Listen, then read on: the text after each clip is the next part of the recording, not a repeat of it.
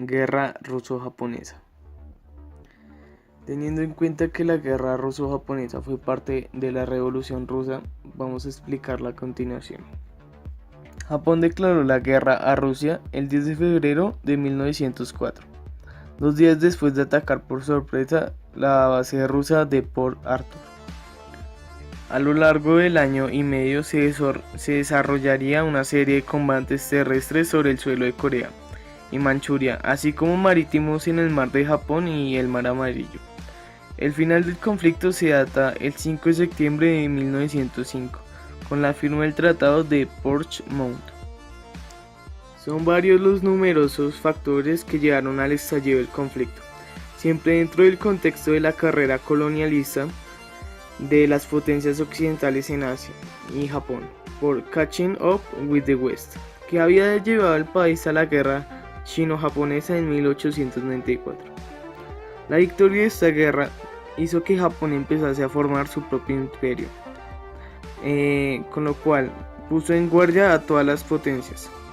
Rusia, que tenía sus propios intereses en Manchuria y Corea, rápidamente convenció a Francia y Alemania, en lo que se llamó la Triple Intervención, para persuadir a Japón para que volviese a China la recién adquirida península de Liaodong, por el bien de estabilizar la región. Bueno, en esta imagen representan la guerra, pero desde la forma de los que los periodistas japoneses la muestran hacia sus espectadores.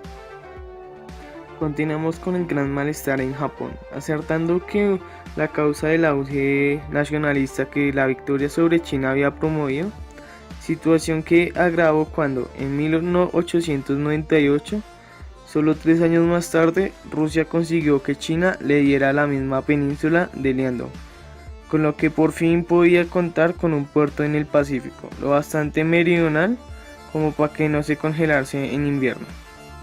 Este se llamaba Port Arthur.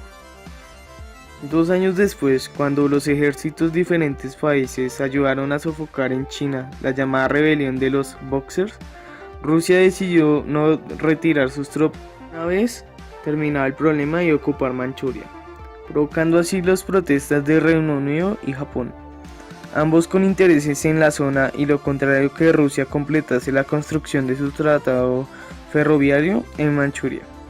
El gobierno japonés inició una serie de negociaciones en Moscú, pero antes de la imposibilidad de conseguir un acuerdo, el conflicto se hizo cada vez más cercano. Tokio firmó una alianza con Reino Unido en 1902, por la que se garantizaba la neutralidad británica en caso de una guerra con Rusia, y su apoyo si una cuarta potencia se uniese a los rusos, así con la seguridad de que en 1897 y después de un nuevo fracaso en negociaciones, Japón declaró la guerra a Rusia. En esta imagen podemos mirar cómo representaban la guerra desde el punto de vista de los europeos.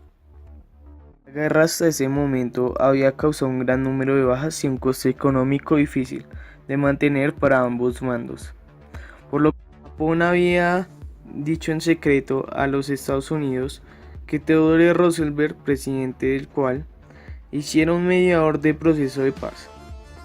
Así, ambos países firmaron el Tratado de Portsmouth y la guerra se dio por terminada. En esta imagen está el acuerdo de paz o el tratado entre Rusia y Japón de tal guerra. Rusia había sido derrotada y en Japón obtuvo varios importantes territorios de compensación, pero no recibió ninguna indemnización económica, lo que provocó un gran descontento en la opinión pública japonesa y acentuó el nacionalismo radical, con una nación unífica que apoyaba a su ejército bajo el símbolo del emperador.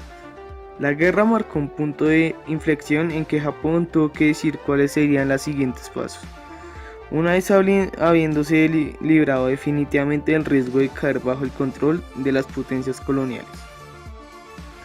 Al mismo tiempo, se había asistido a un conflicto a escala hasta entonces desconocida, que según pensaban que la época de Advocate of Peace en 1905 dijo: "It has alas come to be the pressed burden upon the conscience of the world not easy longer to bear", motivos propios de su momento histórico. Las ambiciones imperialistas de ambos bandos, con el matiz por el lado japonés de la búsqueda de la supervivencia, objetivo prioritario de toda la potencia, se había combinado con el potencial bélico que la tecnología del momento ponía en su disposición.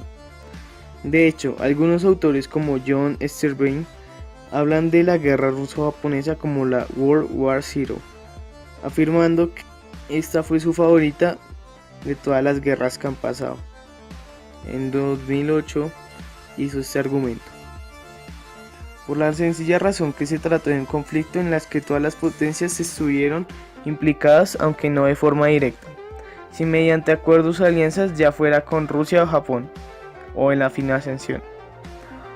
Por otro lado, y para concluir, decir que podemos ver claramente las semillas de lo que sería una guerra del Pacífico, con la escala nacionalista y militarista japonesa, su papel como autoproclamador líder de Asia Oriental, así como la desconfianza hacia el creciente poder de los Estados Unidos en la zona, y los recetos por la forma de los que estos se habían conducido a la situación durante la negociación del Tratado de Portsmouth. Muchas gracias por su atención. Esta fue la guerra ruso-japonesa.